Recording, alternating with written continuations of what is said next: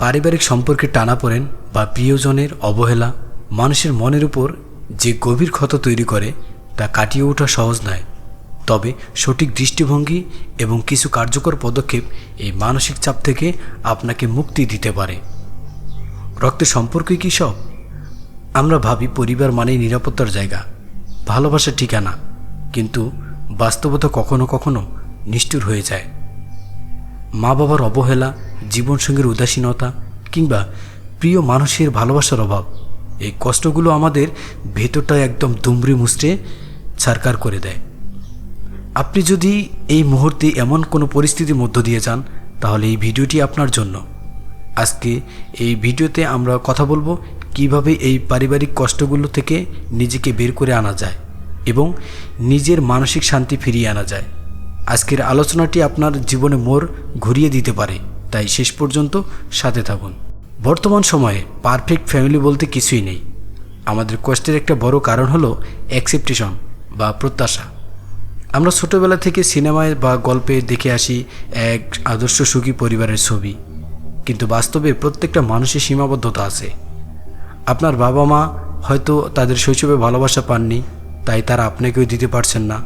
আপনার সঙ্গী হয়তো নিজের ক্যারিয়ার বা অন্য কোনো চাপে বিষণ্ণ। একটা টিপস হলো বাস্তবতাকে মেনে নিন। মানুষ হিসেবে তারাও নিখুঁত নন। এটা মেনে নিলে আপনার মনের উপর থেকে একটা বড় বোঝা নেমে যাবে। তাদের পরিবর্তন করার চেয়ে নিজের মানসিক শান্তি রক্ষা করা এখনই বেশি জরুরি। তারপর হচ্ছে কমিউনিকেশন বা মনের কথা বলা। আমরা অনেক সময় মনে কষ্ট চেপে রাখি, ভাবি সে তো জানেই আমি কষ্ট পাচ্ছি, তাও কেন ঠিক হচ্ছে না। সত্যটা হলো মানুষ মন পড়তে পারে না। অভিযোগের সুরে নয়, বরং নিজের অনুভূতির কথা বলুন।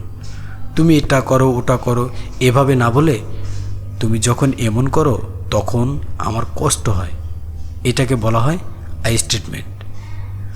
অনেক সময় খোলামেলা আলোচনা করলে দেখা যায় অন্য পক্ষ হয়তো বুঝতেই পারেনি যে সে আপনাকে কষ্ট দিচ্ছিল। সুস্থ সীমারেখা। পরিবার মানেই এই নয় যে আপনাকে সব অন্যায় সহ্য করতে হবে। যদি কারো কথা বা আচরণ আপনার আত্মসম্মানে আঘাত করে, তবে সেখানে আপনি সীমারেখা টানুন। এর মানে সম্পর্ক ছিন্ন করা নয়, বরং নিজেকে রক্ষা করা। যদি কোনো আলোচনা ঝগড়ার দিকে মোড় নেয়, সেখান থেকে বেরিয়ে আসুন। নিজেকে বোঝান আপনার মানসিক শান্তি আপনার নিজের দায়িত্ব। সবার সব আবদার পূরণ করতে গিয়ে নিজেকে হারিয়ে ফেলবেন না। তারপর হচ্ছে আত্মনির্ভরশীলতা ও নিজের যত্ন।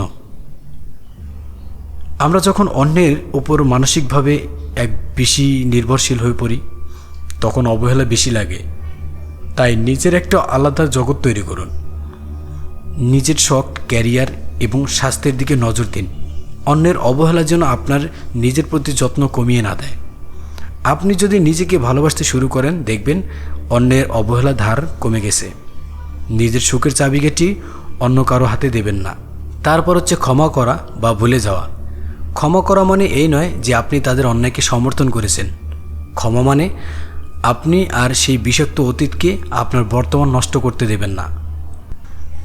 মা বাবা বা সঙ্গীকে ক্ষমা করে দিন নিজের মানসিক মুক্তির জন্য। ঘৃণা পুষে রাখলে কষ্ট আপনারই বাড়বে।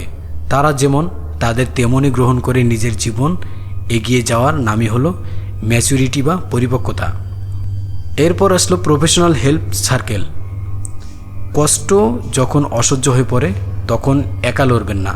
আপনার যদি কোনো বন্ধু বা আত্মীয় থাকে যে বিচার না করে আপনার কথা শুনবে, তাদের সাথে শেয়ার করুন। আর যদি পরিস্থিতি খুব জটিল হয়ে যায়, তবে একজন প্রফেশনাল কাউন্সিলরের পরামর্শ নিতে দ্বিধা করবেন না। মানসিক স্বাস্থ্যের যত্ন নেওয়া কোনো লজ্জার বিষয় না, এবং এটি সাহসিকতার পরিচয়। পরিশেষে একটি প্রস্তাব রেখে গেলাম। জীবন ছোট। এই ছোট জীবনে অন্যের অবহেলার চাদর মুড়িয়ে দিয়ে সারা জীবন কাটিয়ে দেওয়াটা নিজের প্রতি অন্যায়। মনে রাখবেন, রোজ যেমন রোজ ওঠে, আপনার জীবনে সুখের দিন আসবে। শুধু দরকার ধৈর্য আর নিজের উপর বিশ্বাস। প্রিয় দর্শক, আজকের এই টিপসগুলোর মধ্যে কোনটি আপনার সবচেয়ে ভালো লেগেছে, বা আপনি বর্তমানে কোন সমস্যার মধ্য দিয়ে যাচ্ছেন তা কমেন্টে অবশ্যই জানাবেন। মনে রাখবেন, আপনার পাশে কেউ না থাকলেও আপনি নিজেই নিজের সবচেয়ে বড় শক্তি। আজকের মতো এখানেই বিদায় নিচ্ছি। দেখা হচ্ছে পরবর্তী নতুন কোনো ভিডিও নিয়ে। ততক্ষণ পর্যন্ত ভালো থাকবেন, সুস্থ থাকবেন। আল্লাহ হাফেজ।